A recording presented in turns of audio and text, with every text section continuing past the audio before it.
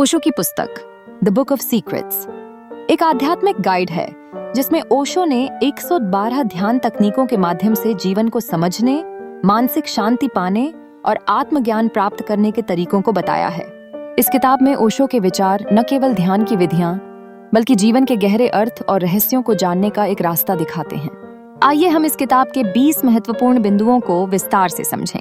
Number 8, 112 meditation techniques. Osho ने इस पुस्तक में 112 अलग अलग ध्यान तकनीकों का वर्णन किया है।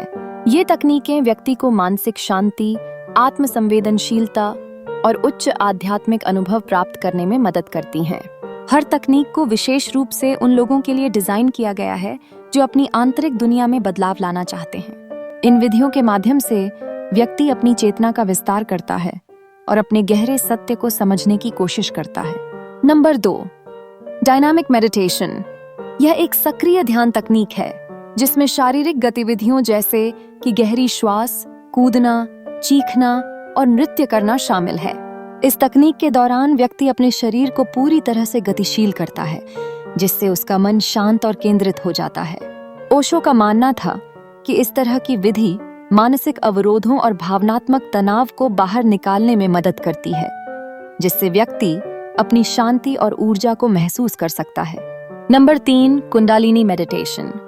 यह ध्यान विधि व्यक्ति की आंतरिक ऊर्जा को जागृत करने पर केंद्रित है।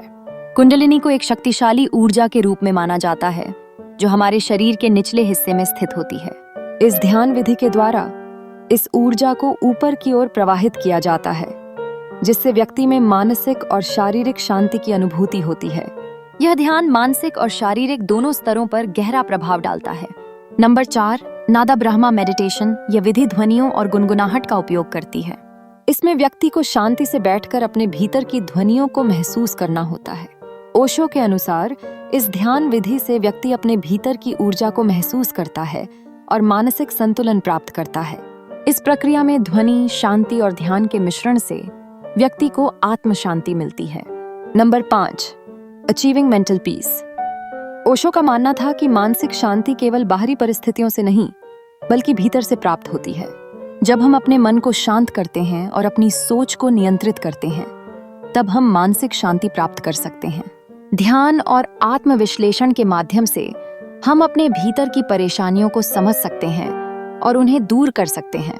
मानसिक शांति से व्यक्ति अपने जीवन को बेहतर तरीके से जी सकता है। Number 6, path to self knowledge. Osho के अनुसार आत्मज्ञान का मतलब केवल शारीरिक दुनिया को समझना नहीं है, बल्कि अपने भीतर के अस्तित्व को जानना है। आत्मज्ञान प्राप्त करने के लिए व्यक्ति को अपनी चेतना और मानसिकता को समझने की आवश्यकता होती है। यह ज्ञान हमें अपने जीवन के उद्देश्य और अपने असली रूप को समझने में मदद करता है। Number 7, living in the present moment. Osho हमेशा वर्तमान क्षण में जीने की बात करते थे। उनका कहना था कि जब हम अतीत या भविष्य की चिंता करते हैं तो हम वर्तमान क्षण को खो देते हैं। ध्यान के माध्यम से हम वर्तमान में पूरी तरह से उपस्थित हो सकते हैं और जीवन के हर पल को जी सकते हैं। वर्तमान में जीने से हमें मानसिक शांति और आनंद मिलता है, क्योंकि हम किसी भी चिंता से मुक्त हो जाते हैं। Number 8, connection between body and soul. Osho के अनुसार शरीर और आत्मा अलग अलग नहीं हैं, वे एक दूसरे से जुड़े हुए हैं। अगर हम शरीर के साथ आत्मा को भी समझते हैं तो हम अपने अस्तित्व के बारे में गहरी जानकारी प्राप्त कर सकते हैं। ध्यान और योग के माध्यम से हम इस संबंध को समझ सकते हैं और अपने शरीर और आत्मा को एक साथ संतुलित कर सकते हैं। Number 10, the pure form of love. Osho ने प्रेम को केवल रोमांटिक भावनाओं तक सीमित नहीं माना। उनका कहना था कि प्रेम एक उच्च आध्यात्मिक अनुभव है जो हमें दूसरों के प्रति दया और करुणा दिखाने की प्रेरणा देता है। शुद्ध प्रेम आत्मा का प्रेम होता है जो बिना किसी अपेक्षा या स्वार्थ के होता है। जब हम प्रेम को इस रूप में समझते हैं तो हम अपने भीतर एक गहरी शांति और संतुलन अनुभव करते हैं। नंबर 11, अहंकार का अंत। अहंकार का अस्तित्व हमारे भीतर के तनाव और मानसिक उलझनों का मुख्य कारण है। ओशो के अनुसार ध्यान के माध्यम से हम अपने अहंकार को समाप्त कर सकते हैं और अपनी असली पहचान को पहचान सकते हैं। अहंकार का अंत जीवन को सरल और शांतिपूर्ण बनाता है। नंबर 12, समय का महत्व। ओशो के अनुसार वर्तमान समय ही जीवन का वास्तविक समय है। जब हम अतीत या भविष्य के बारे में चिंतित रहते हैं, तब हम वर्तमान में जीने का अवसर खो देते हैं। ध्यान की मदद से हम हर क्षण का पूर्ण अनुभव कर सकते हैं। नंबर 13, ध्यान से ऊर्जा का संचार। ध्यान के दौरान शरीर में एक नई ऊर्जा का संचार होता है, जो शारीरिक और मानसिक स्वास्थ्य को बेहतर बनाता है। ओशो का कहना है कि ध्यान से हम अपने भीतर की छिपी ऊर्जा को जागृत कर सकते हैं, जो जीवन को और भी सुंदर और संतुलित बनाती है। नंबर 14, सक्रिय ध्यान।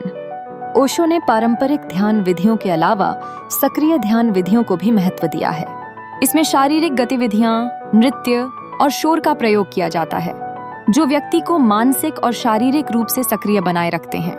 नंबर 15, विश्वास और आत्मविश्वास। ओशो मानते थे कि आत्मविश्वास हमारे भीतर की शक्ति को पहचानने का तरीका है। जब हम अपने आप पर विश्वास करते हैं, तब हम अपने मार्ग में आने वाली कठिनाइयों से पार पा सकते हैं और जीवन में सफलता प्राप्त कर सकते हैं। नंबर 16, सच्ची स्वतंत्रता। सच्ची स्वतंत्रता तब प्राप्त होती है जब हम अपने भीतर के भय, संकोच और मानसिक जकड़न से मुक्त होते हैं। ओशो का मानना था कि आत्मनिर्भरता और आत्मज्ञान हमें सच्ची स्वतंत्रता की ओर ले जाते हैं। नंबर 17, भावनाओं को जानना। ओशो के अनुसार हमारी भावनाएं हमें हमारी मानसिक स्थिति और आंतरिक स्थिति के बारे में संकेत देती हैं। हमें अपनी भावनाओं को समझने और उनका सम्मान करने की आवश्यकता होती है, ताकि हम अपनी मानसिक स्थिति को नियंत्रित कर सकें। नंबर 18, आध्यात्मिक यात्रा।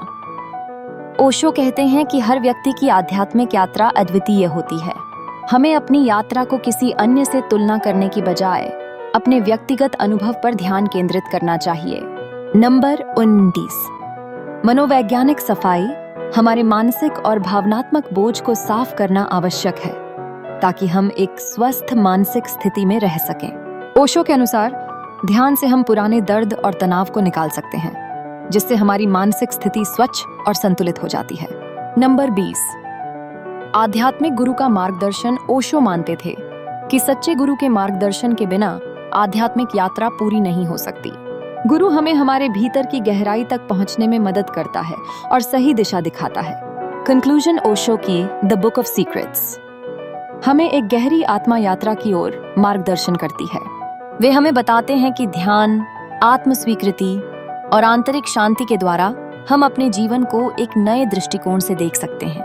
यह किताब केवल ध्यान की विधियों पर ही नहीं, बल्कि मानसिक, शारीरिक और आध्यात्मिक संतुलन पर भी ध्यान केंद्रित करती है। ओशो का यह संदेश आज भी लोगों को मानसिक शांति, आत्मज्ञान और सच्ची स्वतंत्रता की दिशा में प्रेरित करता है।